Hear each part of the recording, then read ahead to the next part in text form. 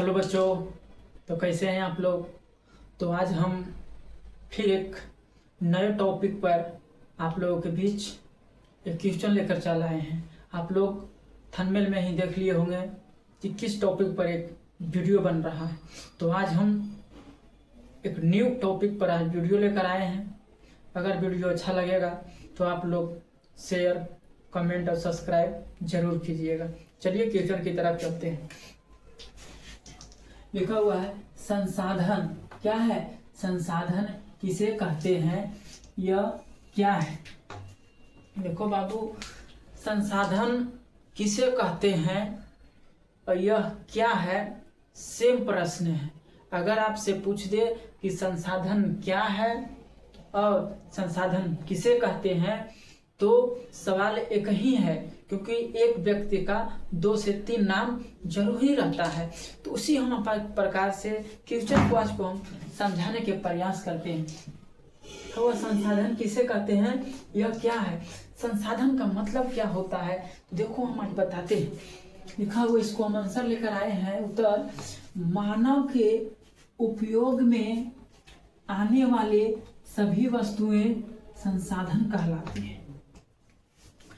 प्रश्न तो हम पूछें, इसको आंसर भी हम बताए हैं। आंसर बोलता है इसको कि मानव के उपयोग में आने वाले सभी वस्तुएं संसाधन कहलाती है।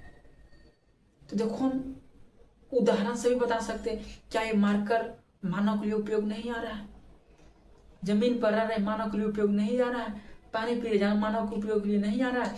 देखो इसका अथवा करके हम फिर इसको हम आंसर लेते हैं। अथवा का मतलब होता है बाबू दूसरा आंसर, या उसी प्रकार से एक लॉन्ग क्वेश्चन को आंसर हम लेकर आए हैं। तो लिखा हुआ अथवा का मतलब उसी प्रश्न का आंसर लेकर आए हैं। संसाधन का ही अथवा करके हम दूसरा आए हैं, उत्तर लेके आए हैं। तो देखो हम समझाते हैं। दूसरा उत्तर में क्या बोलता है? भूमि पर, जिस पर हम रह रहे हैं, पाए जाने वाले सभी सजीव एवं निर्जीव वस्तुएं जिसे मनुष्य अपने तरीका से अपने लिए उपयोग करता है उसे संसाधन कहलाता है। क्या है? लिखा हुआ कि भूमि पर पाए जाने वाले, क्या चीज पर पाए जाने वाले? भूमि का मतलब होगा जमीन पर पाए जाने वाले सभी सजीव एवं निर्जीव वस्तुएं। सजीव का मतलब हो गया मछली, आदमी, और सजीव में पेड़ हो गया। ये सब जो पाया जाता है जमीन पर, यह सजीव हो गया। एवं निर्जीव वस्तुओं, पाए जाने वाले सभी वस्तुओं को संसाधन कहते हैं। निर्जीव का मतलब हो गया पेन हो गया, कलम हो गया, कुर्सी हो गया, टेबल हो गया, बोर्ड हो गया। क्या है? यह निर्जीव है। तो क्या पर धरती पर ही पाया जा रहा है ना। तो निर्जीव पाए जाने वाले सभी मनुष्य अपने तरीका से अपने लिए प्रयोग करता है। अब जोड़िए, बोला कि सजीव चाहे निर्जीव हो, मनुष्य अपने के लिए ही तरीका से प्रयोग करता है। तो मनुष्य प्रयोग नहीं कर रहे हैं निर्जीव को, सजीव को मनुष्य नहीं प्रयोग कर रहा है। मछली हो गया, पेड़ हो गया, तो मनुष्य अपने के लिए तैयार, मतलब कि प्रयोग बोल कर रहा है कि नहीं। तो इसी प्रश्न को बोला है कि सजीव वस्तु, लिखा हुआ सजीव एवं निर्जीव वस्तुएं जिसे मनुष्य अपने तरीका से अपने लिए प्रयोग करता है, मनुष्य अपने लिए तरीका से प्रयोग करता है, उसे हम संसाधन कहते हैं। देखो बाबू, हम इसको जैसे में हम उदाहरण में भी लेकर आ गए हैं। उदाहरण में आपको देखो हम समझाने के प्रयास करते हैं। लिखा हुआ है मानव, मानव खुद में, आप भी मानव। पशु, पशु का मतलब हो गया जानवर, जिसे भैंस कहते हैं, बैल कहते हैं, गाय कहते हैं, शेर कहते हैं, गधा कहते हैं।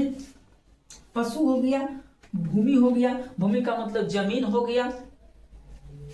जल, जल तो है ये सजीव, और इत्यादि। इसी तरह से हम समझाने का आपको प्रयास किए कि संसाधन इस तरीका से समझा दें कि पढ़ने वाले बच्चों को माइंड में कंफ्यूज ना रहे, तो हम बारीकी से समझाने का आपको प्रयास किए हैं। अगर डाउट रहेगा तो कमेंट जरूर कीजिएगा, और अगर समझ में आया तो शेयर जरूर। ये जो वीडियो हम आपको पढ़ाए हैं, ये क्लास 10th का ज्योग्राफी में पूछे जाते प्रश्न है। क्या है ये? क्लास 10th में पूछे जाएंगे ये प्रश्न। बिहार बोर्ड में 5 नंबर में पूछे जाएंगे कि संसाधन किसे कहते हैं, या 2 नंबर में जरूर पूछा जाएगा। तो ये वीडियो क्लास 10th के बच्चों के लिए है, और अदर भाई ये तो सब पढ़ सकते हैं, क्योंकि ये संसाधन मानव के लिए समझने का बहुत बड़ा एक टॉपिक भी है। इसको इतना ही नहीं समझाने के लिए आपको 1 घंटा भी लग सकता है।